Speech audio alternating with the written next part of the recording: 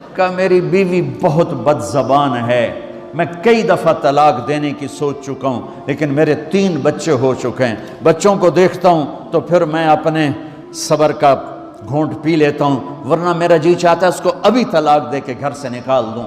दौलत भी मौजूद है, खूबसूरती भी मौजूद है, शक्ल भी मौजूद है, इज्जत भी मौजूद है, सहूलत भी मौजूद है, क्या चीज़ मौजूद नहीं। एक खातून मुझे मिलने आई, मिलाने वाले ने मुझसे कहा कि इसका खाविंद खरबोंपति, अरबपति नहीं, खरबपति आदमी है।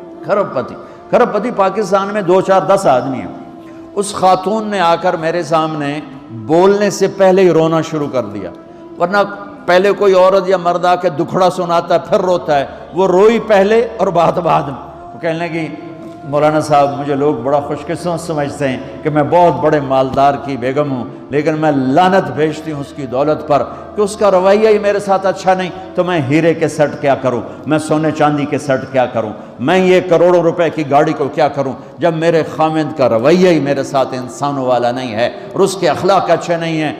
मैं आग लगा दूँ इस सारी धन दौलत को, मुझे मोहब्बत चाहिए, अखलाक चाहिए, वो कोई नहीं उसके पास। चंद दिन बाद दूसरा वाक़या सुना, एक नौजवान बड़ा खूबसूरत, वो भी उसी तरह, लेकिन उतना मालदार, काफ़ी मालदार, वो आके मेरे पास बैठ के रोने लगा, मौलाना साहब अब मैं क्या करूं, मेरी ज़िंदगी बर्बाद हो गई, मेरा इतना आलीशान घर है, इतनी अच्छी मेरी कमाई है, आमदनी है, लेकिन मैं क्या करूं। ये उसी के अल्फाज बताने लगा हूं, मेरी बीवी की ज़बान 20 फुट लंबी है, मैं क्या रख दी कितने 20 फुट चाहते, मैं क्या बिचू 19 फुट काट दे शायद कुछ कम बन जाए। का मेरी बीवी बहुत बदज़बान है, मैं कई दफ़ा तलाक देने की सोच चुका हूँ, लेकिन मेरे 3 बच्चे हो चुके हैं। बच्चों को देखता हूँ तो फिर मैं अपने सब्र का घूंट पी लेता हूँ, वरना मेरा जी चाहता है उसको अभी तलाक दे के घर से निकाल दूँ। दौलत भी मौजूद है, खूबसूरती भी मौजूद है, शक्ल भी मौजूद है, इज्जत भी मौजूद है, सहूलत भी मौजूद है, क्या चीज़ मौजूद नहीं, अखलाक मौजूद नहीं, हुस्न सलूक मौजूद नहीं, प्यार मोहब्बत मौजूद नहीं। अब अपने घरों में अगर खुशी देखना चाहते हैं, हर रिश्ते को अगर आप आबाद करना चाहते हैं, तो मेरे नबी वाली मोहब्बत देना सीखें, मेरे नबी वाली मोहब्बत देना सीखें। अपने बच्चों को भी, अपनी औलाद को भी, अपने बहन भाइयों को, अपने माँ बाप को, सास बहू को, बहू सास को, ससुर बहू को, बहू ससुर को, भाई भाई को, बहन बहन को, अल्लाह के वास्ते बर्दाश्त करना सीखो। मुझे मेरे रब की कसम, सारी दुनिया का चैन और सुकून बर्दाश्त में है, सब्र में है, सब्र में है, सब्र में है। ज़बान।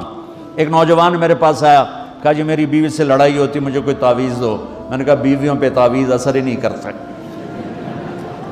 कहने का क्या करूं, मैंने कहा एक अमल बताता हूं, सुन्नत अमल, कि 1-2 लुक़मे अपने हाथ से बीवी को खिला दिया करो। वो कहने लगा इससे क्या होगा, मैंने कहा तो तुम देखोगे, फिर मैं पूछूंगा तुमसे क्या होगा। मैंने कहा ये सुन्नत अमल है, इससे मोहब्बत बढ़ेगी।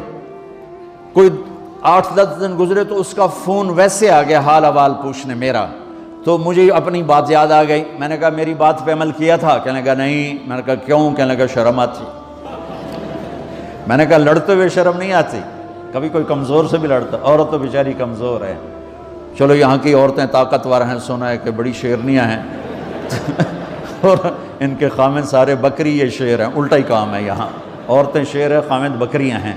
और चलो भाई तुम मेहरबानी करके अपने खामिदों को इज़्ज़त दो, और इनसे कहते हो अपनी बीवियों को इज़्ज़त दो, मोहब्बत से रहो। तो मैंने कहा बेवकूफ़, कभी कमज़ोर के साथ भी कोई लड़ता है, इसमें तुम्हें शर्म नहीं आती और इसमें शर्म आती है, सुन्नत। मैंने कहा चल कर और मुझे बता। कोई 2 घंटे बाद उसका फ़ोन आया, कहा मौलाना दोपहर का खाना था, मैंने अपनी बीवी के मुंह में लुकमा जो दिया ना, तो उसका मुंह वहीं खुला रह गया। वो कहने लगी तूने खुद तो किया नहीं, किसी ने तुझे बताया है। किसने बताया, तू बता, तेरे अंदर ये ज़र्फ़ नहीं है, तुम्हें ये सबक किसने पढ़ाया। उसने कहा मुझे ये सबक मौलवी तारिक जमील ने पढ़ाया। तो कहने लगा मेरी बीवी ने ऐसे अपनी झोली उठा ली और कहा मौलवी तारिक जमील अल्लाह उसके बच्चों को सलामत रखे जिसने तुम्हें इंसान बनाया। मेरे भाई बहनों, सब्र करना सीखो। हमारी एक धोबन थी मासी शरीफा, मर गई बेचारी, तो वो आ गई मेरी बहन के पास, छोटा कद, मोटी डट्टी, तो बड़ी लड़ाकी, पूरी शेरनी। वो आके कहने लगी मेरी बहन को, मेरी बहन तो उन्होंने चंगी तरह जान दी है, बीबी आ मेरिया नौवां बड़ियां लड़दियां, मैंने कोई तवीज़ दे सारियां मेरिया नौकर बन जान। अब मेरी बहन को पता था कि सारा लड़ाई का तमाशा तो मासी शरीफा तो शुरू होंदा, उदू तो होंदा ही कुछ नहीं, बेचारियां मासूम जियां छोटियां छोटी उम्र दियां। तो मेरी बहन ने एक तावीज़ बनाया और उसको यूं रोल करके ना उसको कमासी शरीफा हुण जिसले तेरी लड़ाई होवे ना, इस तावीज़ तू चक मार के बह जाना ते छड़ना नहीं, जे तू छड़िया तू मर जाना, इनू पक्का करके रखी। उसने क्या किया, मासी शरीफों को चुप करवाया। अब हमारा देहाती माहौल है, तावीज़ों की बड़ा अकीदत है, सही तावीज़ तो असर करते हैं, लेकिन अक्सर तो हेरा फेरी वाले बैठे हुए हैं सारे। तो इल्ला माशाअल्लाह, तो 8वें दिन वो आ गई, बीबी तू तो बड़ा चंगा तावीज़ दिता, सारी लड़ाई ख़त्म हो गई। क्यों कि मासी शरीफा चुप हो गई।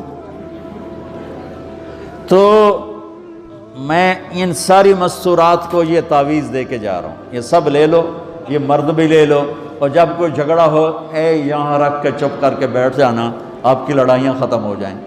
अगर आप बोलते रहे तो फिर लड़ाई ख़त्म नहीं होगी। मेरे नबी की ज़िंदगी सीखो, माफ़ करना सीखो, मोहब्बत देना सीखो,